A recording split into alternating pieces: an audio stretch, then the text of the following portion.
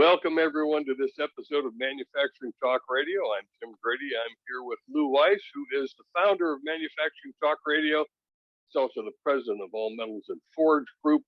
If you're looking for industrial forgings, you can find them at steelforge.com. Joining us today is Anthony Nieves, who is the committee chair for the Institute for Supply Management Services Report on Business. We're always anxious to find out what's happening in the services sector. Anthony, thank you for joining us again. Thank you for having me on the show. And it's a long weekend. I'm glad that you remembered to be here. Tim even showed up from Wisconsin. Remember, everybody? Tim was up there milking cows in Wisconsin. Okay, no more jokes. Anthony, your report looks very strong. Tim Fiore's report looked very strong. So far, we seem to be defying the consensus that there's a recession somewhere out there. Well, hopefully we don't keep trying to talk ourselves into one. Amen. There you go. Yeah, definitely. I think that with some of the headwinds we've been experiencing over the past few months, inflation being on the forefront and recessionary talk. And, overall, when you look at this report and the manufacturing report that came out the tail end of last week, right before the holiday, the numbers bode well. It looks like things are moving along. We have this steady incremental growth that's being maintained. The composite index coming in at 56.9, it's up 0.2 percentage points. Doesn't seem like much of an uptick there, but when you look at overall the report and the indexes, especially what's in the pipeline, new orders at 61.8, up from the 59.9, 1.9 percentage points. That tells us what's in the pipeline. It looks like the services sector, in spite of the headwinds of high cost, still some logistical challenges, even though things have improved overall. The sector is boding, it's doing very well. I did notice in the report that since January, the services report have been in the mid to later 50s, 55 to 59. So that's, we're now into our 8th month to going into our 9th month. It's held pretty steady. Definitely. I mean, we're below the 12-month running numbers as far as, and we have to think back as we were still coming out of the pandemic, and it was, the floodgates opened up, 12 months ago. So we were coming in with some very high numbers from all the pent up demand that existed back then. But now what we're seeing is a more true picture. We're seeing it not just on the side of where the demand is, but even on the supply side, we're seeing some easing a little bit. We still have slow deliveries, but if you look at the port congestion has been alleviated a bit, still there, but not like it was in the past. Overland trucking still a challenge, but again, deliveries are slowing, and slow deliveries is not a bad thing. But at 54.5, it's down 3.3 percentage points as far as the rate of slowing.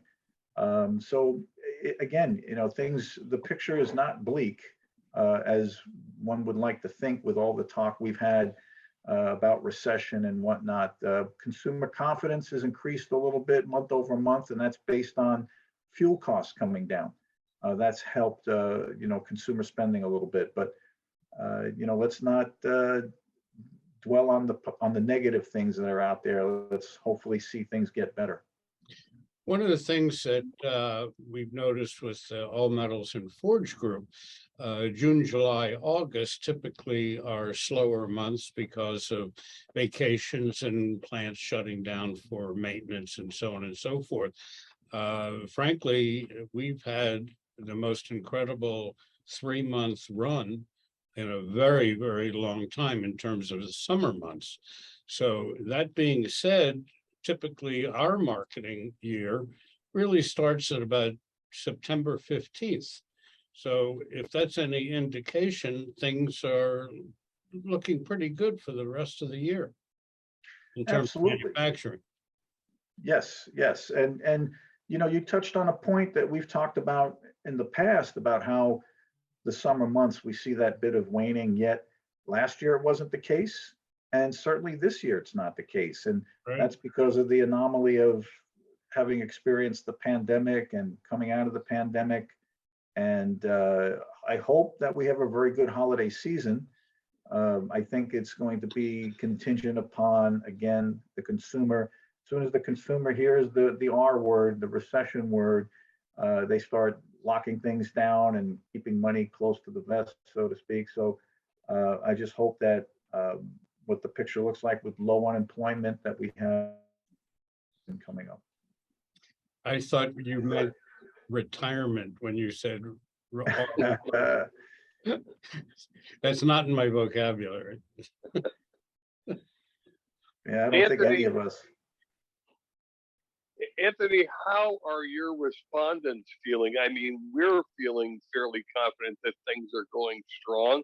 Is that reflected in the comments? In the majority, yes, that the comments are positive. There are some challenges, as we touched on, as it relates to material shortages. Certain items, certain commodities are in short supply. We still have some hiccups in the supply chain, not as severe as it was in the past. You know, in the healthcare arena, we extrapolated a comment from the respondents. They're experiencing challenges on certain products within healthcare. I know you guys cover the hospital report as well, which goes into a lot of detail, but there's still medical devices, IV solutions, still challenges there. The other thing is inventory. We see inventory contracted. The respondents are telling us because of lead times that they are going into their inventory. They're not replenishing it as fast because they've been burning it up faster than the deliveries allow for them to replenish.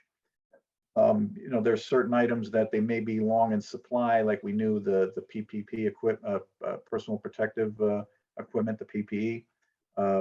But that, you know, doesn't seem to be the case anymore. They're starting to burn that down. But overall, the comments from the respondents indicate that they're seeing business increase. If you look at all the criteria, all the information that comes out there, as far as corporate profits look good, wage pressure starting to cool off a little bit, even in this restricted labor market. And part of that has to do with people feeling less secure and not wanting to have that mobility. And I'll contradict myself. We had a comment that came in from one of the respondents that said that people are leaving for perceived better opportunities. I don't think as much the case as it was in the past because there were so many jobs out there. Unemployment's still low, right? It's still hovering anywhere between, it was 3.9, I think it's 4.2%, 168,000 jobs added from the last jobs report, not as robust as some of the prior numbers, but the labor market is still favoring certain workers out there. We've heard about layoffs. We know certain industries are laying off. That's just because the demand isn't where it was in the past. But again, I have to look at this in totality, and both sectors appear to be doing quite well at this point in time. Anthony, I note that there's 18 industry segments that you follow in this report, and I was surprised to read that 2 of them are in contraction, one of which is arts and entertainment. What's going Arts on and there? entertainment, yes, and agriculture, forestry, fishing, and hunting is the other one. So those 2, we had 14 reflect growth to the same, and the 2 that you mentioned were contracting. And the arts, entertainment, and you know, think about this.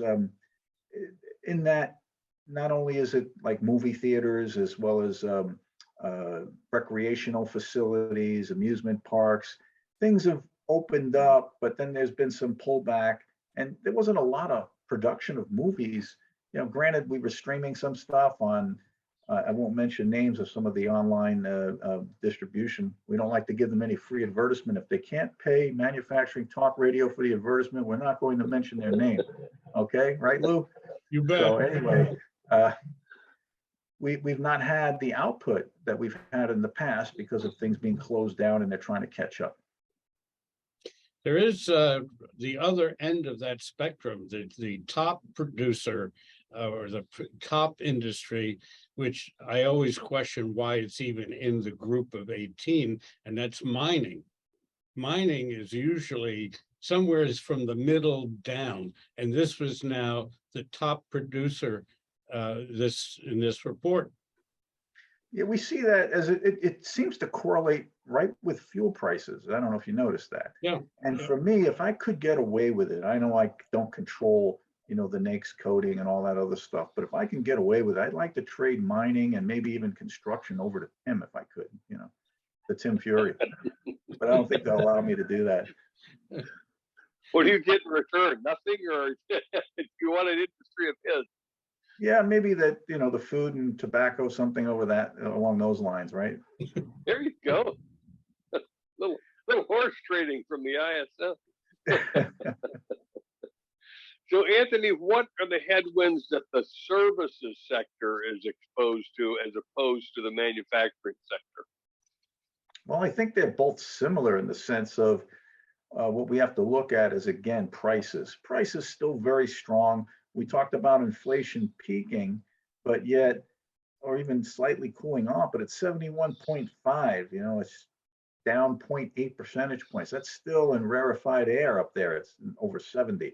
Like to see that come down at least into the high 50s, low 60s, but doesn't seem to be any easing there as much as fuel and gasoline itself drive things in this sector. Cost of overland trucking and whatnot, it factors into total cost of ownership for all products and services. It's still, we're still feeling the pain of high cost right now. Things you can just look at, if it isn't in the cost itself, unit price, look at the packaging. We've talked about this in the past. See how packaging has changed lately? When you go to the supermarket and you look at different labels and wow, what happened? If you look at a box of, say, I'll use an arbitrary thing, crackers, right? You look at the cracker pack was, maybe 18 ounces. Now it's down to 12 ounces, same price, or maybe even a little higher, but the packaging changed. In the state of New Jersey, we no longer use plastic bags in the stores. So now we're using the old brown shopping bags, of which they charge you 9 cents. So now they're first making money on their packaging. Wow. Well, back in the day, we used to use those brown bags to make our book covers. That's right. That's Yes, right. very true. But some states are beginning to ban books. I won't mention which state. Wow. Well, it'll be interesting to see what happens to the lumber industry and forestry as we use more brown bags for shopping. That may trigger a growth spurt. Anthony, what's happening with imports and exports? I know that's always a little unusual in the services sector because there are no physical hard goods going back and forth. It's a trade in intelligence, I think. Well, that's on the export side mostly, and there are some components that do get shipped overseas. But for the big one in exports is, as you said, it's the intellectual type thing. It's the knowledge management of companies and support services, information, professional, scientific, technical services, that arena. So we're seeing that some good numbers there. 61.9. It's up 2.4 percentage points. Imports, on the other hand, contracting for the third month in a row. Now, keep in mind, part of that is the ability to pull goods from overseas. We have zero COVID policy over in China, so factory closures are still happening. And just the demand is exceeding supply at this point. So that's why we're seeing that contraction month over month in that arena. Well, any surprises in this report, Anthony, or was it just a surprise that it continues to remain very strong? All of the above. When you look at it, it's like the report came in and beat some predictions and expectations of some of the economists out there, not by much, but enough. And I think that, the key thing for me, the takeaways was that the new orders, I touched on this earlier, the new orders index 61.8. Reflecting what's in the pipeline going forward, strong number. And the fact remains that this is consistent with what our respondents told us during the the semi-annual release, that we would see incremental growth continue throughout 2022. They weren't sure about 2023, but 2022, they said we'd still have continued growth throughout. And we're seeing that. Again, I don't know if we'll hold these numbers. I think we will. I think these numbers will be fairly consistent going forward, maybe a little uptick as we get toward the holiday season. But for the most part, my anticipation is that we'll see, this mid 50s, maybe, might pull back a point here or there or go up a point, but I don't expect huge spikes because we've already had that period of where we had the pent up demand that drove the numbers up pretty high very quickly. Anthony, your number has always correlated to gross domestic product, GDP. For the last, we're into month 9 now here, your numbers would have put the GDP at 3 something, and the GDP is not cooperating with you. What's the disconnect, Well, I think if you look at the numbers now, right, and this is, again, we're looking at it on a monthly basis, and then we take that monthly and then we annualize it. So we're coming in, if this was annualized, at 2.5, okay, which is, there's nominal GDP, there's real GDP, it depends on who you talk to and what numbers you're going to get. But I think that overall, our numbers are fairly consistent. I think that the key thing, just to point out a little bit about this report, I've mentioned it on the show in the past that the 350 around that number of survey respondents that we have, committee members, they come from small, medium, large companies based on their contribution to GDP. And as we know, services, is around that 88, 90% contribution to GDP for the total economy, right? Always said even though we're the redheaded stepchild, so to speak, on the report side, this is the big number right here, okay? So again, when you track the ISM composite index historically against GDP, it mirrors it. It looks almost like it's a mirrored graph. And that goes back to how this was formulated, that there was 10 years of historical information that was used prior to the introduction of a composite index for the services sector, which came out in January. And the first time it was released, it contracted. I remember that like yesterday. It was my first composite release. I was part of the team with ISM and some from the academe and economists when we were going through all these different algorithms to figure out what would be the best way to reflect the composite index. And we mapped it, again, 10 years of historical information. That's why those 4 sub-indexes that lead into the report, 25% weighted is what we come up with to get that composite index, and that's what tracks the way it does. And the other thing to point out, not to go on this long trail of soapbox here, but the members, they all work. They're real active members in their companies. They're workers in their companies. They know how to move across the enterprise. They're not paid consultants. They're not like some of the reports that come out use consultants and they're segmented. They don't model it exactly like the way ISM does. And so they try to emulate it, but this is why this report is utilized by many government agencies, and we're in communication with them. We keep that under wraps as far as who and what and where, but let's just say we talk to a lot of the government agencies and give them insight as to the mechanics of this report and some more commentary beyond what you even see here in the written report itself. Yeah, we know that Joe Biden is watching, as the presidents always do. So that's no, I haven't talked to him personally lately. Neither has anybody else lately, but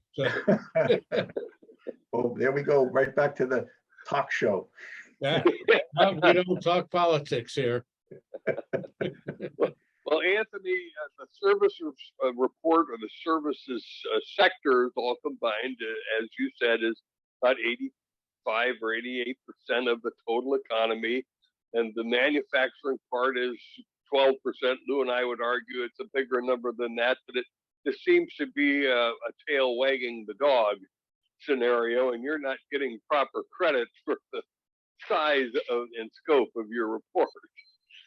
It's not about me. It's not about credit for me. It's just looking at it and saying what is truly going on in the economy. And one thing I will point out, and again, not to be redundant, I've said this before, we've talked about it. Manufacturing is a bellwether.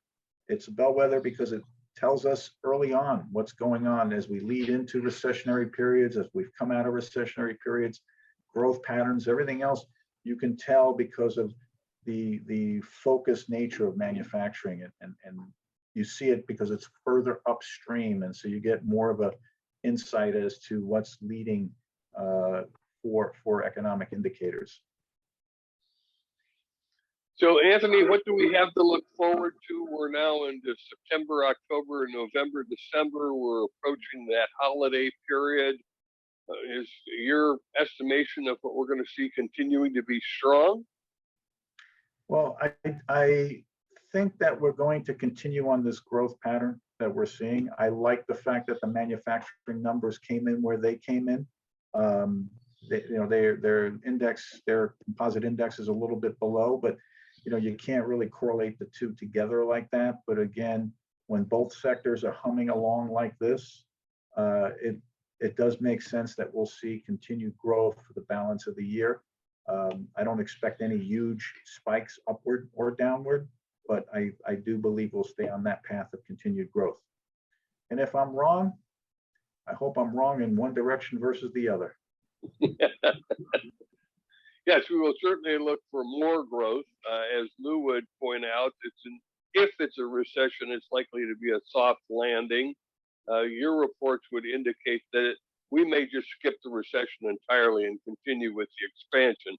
I certainly hope that's the case. I hope so too. That would be very nice. And that's for selfish reasons. Totally. Well, Anthony, we appreciate you joining us live on this broadcast so that we can share this information, not just with the manufacturing community, but all across America. It's a report that everyone should be paying attention to, because both the manufacturing report and the service report are giving them an indicator of where it's at today, where it could be at in the very near-term future. Very encouraging, Anthony. Thank you for being with us. Thank you very much. I always appreciate being on the show. I would like to mention that the ISM hospital report, which is the third report that we do, is coming out on September 8th. So be sure to tune in for that to see what's going on in our medical system, which is also very important, not necessarily in terms of dollars and cents, but certainly in the health of our nation.